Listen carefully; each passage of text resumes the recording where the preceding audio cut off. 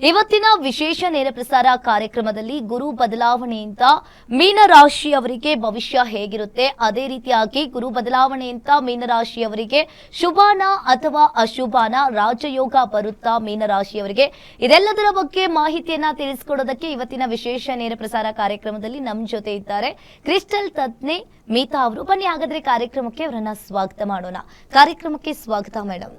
ನಮಸ್ತೆ ಮೇಡಮ್. ಪ್ರತಿದಿನವೂ ಕೂಡ ನಮಗೆ ಒಂದಲ್ಲ ಒಂದು ವಿಷಯದ ಬಗ್ಗೆ ತಿಳಿಸ್ಕೊಡ್ತಾ ಬಂದಿದ್ದೀರಾ. ಇವತ್ತಿನ ದಿನ ಗುರು ಬದಲಾವಣೆಯಿಂದ ಮೀನರಾಶಿಯವರ ಭವಿಷ್ಯ ಯಾವ ರೀತಿಯಾಗಿರುತ್ತೆ, ಇದ್ರ ಬಗ್ಗೆ ತಿಳಿಸ್ಕೊಡಿ. ನೋಡಿ, ಮೀನರಾಶಿ ಇವಾಗ ಯಾಕಂದರೆ ಧನಸ್ಸು ರಾಶಿಯಿಂದ 3 ರಾಶಿಗಳಿಗೆ ಗುರು ಬದಲಾವಣೆಯಿಂದ ಏನೇನೆಲ್ಲ ಶುಭ ಆಗುತ್ತೆ, ಏನೇನು ಅಶುಭ ಆಗುತ್ತೆ, ಯಾರಿಗೆ ರಾಜಯೋಗ ಅನ್ನೋದನ್ನು ಹೇಳಿದೆ. ಮತ್ತು ಅದನ್ನು ಹೇಗೆ ನಾವು ಪಾಸಿಟಿವ್ ಮಾಡ್ಕೊಳ್ಬೇಕು ಅನ್ನೋದು ಕೂಡ ಹೇಳ್ತಾ ಬಂದಿದ್ದೀನಿ. ಇವತ್ತು ಮೀನರಾಶಿ ಅಂತ ಅಂದರೆ ಮೀನರಾಶಿಗೆ ಅಧಿಪತಿ ಕೂಡ ಗುರುನೂ ಆಗಿರ್ತಾರೆ. ಯಾಕಂದರೆ ಗುರು ಬಂದು ಮೀನರಾಶಿಗೆ ರಾಶಿಯಾಧಿಪತಿ ಆಗಿ ಅದೇ ರೀತಿ ಧನಸ್ಸು ರಾಶಿಗೆ 10ನೇವನಾಗಿ ರಾಶಿಯಾಧಿಪತಿಯಾಗಿ ಗುರು 5ನೇ ಸ್ಥಾನಕ್ಕೆ ಅಂದರೆ ಪಂಚಮ ಭಾವದಲ್ಲಿದ್ದಾನೆ. ಹಾಗಾಗಿ ಪಂಚಮ ಭಾವದಲ್ಲಿ ಅಂತ ಅಂದರೆ ಪೂರ್ವ ಪುಣ್ಯ ಅಂತ ಹೇಳ್ತೀವಿ. ಕಟಕ ರಾಶಿಯಲ್ಲಿ ಗುರು ಈ ಜೂನ್ 2ನೇ ತಾರೀಕು ಸಂಚರಿಸ್ತಾ ಇದ್ದಾನೆ. ಇದರಿಂದ ನೋಡಿ, ಗುರು ಈ ಕಟಕ ರಾಶಿಯಿಂದ ತನ್ನ ಮನೆ ಅಂದರೆ ಮೀನರಾಶಿಗೆ ತನ್ನ ಮನೆಯನ್ನು 9ನೇ ದೃಷ್ಟಿಯಲ್ಲಿ ನೋಡ್ತಾ ಹೋಗ್ತಾನೆ. 9ನೇ ದೃಷ್ಟಿಯಲ್ಲಿ ಮೀನರಾಶಿ ಮೇಲೆ ಬಿದ್ದಾಗ ಮೀನರಾಶಿಯವರು ನೋಡಿ ಈ 2ನೇ ತಾರೀಕಿಂದ, ಯಾಕಂದರೆ ಮೀನರಾಶಿಯಲ್ಲಿ ಆಲ್ರೆಡಿ 12ನೇವನಾಗಿ ಶನಿ ಮೀನರಾಶಿಗೆ ಬಂದ ಮೇಲೆ ಮೀನರಾಶಿಯವರು ಬಹಳಷ್ಟು ನೋವನ್ನು ತಿಂದಿದ್ದಾರೆ.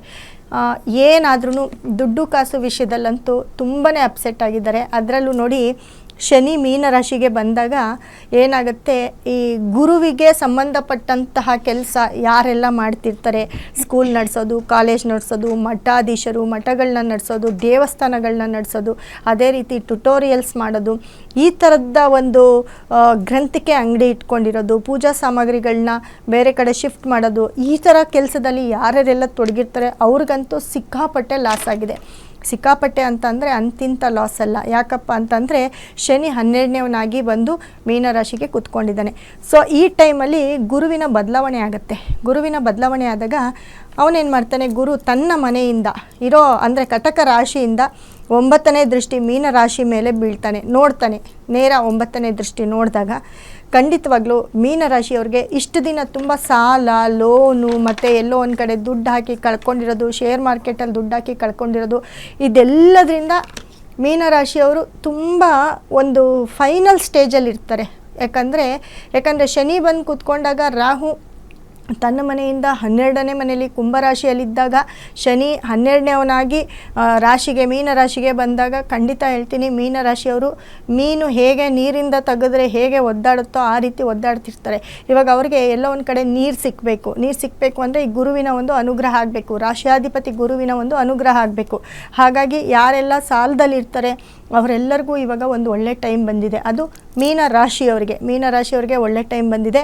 ನೋಡಿ, ಎಲ್ಲೋ ಒಂದು ಕಡೆ ಪ್ರಾಪರ್ಟಿನ ಸೇಲ್ಗಿಟ್ಟಿರ್ತಾರೆ, ಆದರೆ ಸೇಲ್ ಆಗಲ್ಲ. ಯಾಕೆ ಅಂದರೆ ಶನಿ ಇರ್ತಾನೆ. ಸೊ ಈ ಪ್ರಾಪರ್ಟಿ ವಿಷಯ ಅಂತ ಬಂದಾಗ ಈ ಒಂದು ಟೈಮಲ್ಲಿ ಈ 2ನೇ ತಾರೀಕಿಂದ ಸಡನ್ನಾಗಿ ನಿಮ್ಮ ಪ್ರಾಪರ್ಟಿ ಸೇಲ್ ಆಗೋದು, ನಿಮ್ಮ ಜಮೀನು ಸೇಲ್ ಆಗೋದು, ಅಥವಾ ನೀವೇನು ಕೆಲಸ ಮಾಡ್ತಿರ್ತೀರಾ ಇಲ್ಲ ಯಾರಿಗೋ ದುಡ್ಡು ಕೊಟ್ಟಿರ್ತೀರಾ ಆ ದುಡ್ಡು ಬಂದು ಸೇರೋದು,